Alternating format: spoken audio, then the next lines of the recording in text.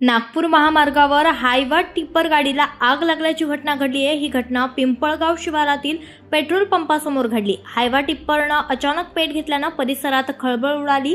घटनेची माहिती मिळताच महामार्ग पोलीस आणि अग्निशामक दलाच्या कर्मचाऱ्यांनी तत्काळ घटनास्थळी धाव घेत आग आटोक्यात आणली। सुदैवानं या घटनेत जीवितहानी टळली आहे।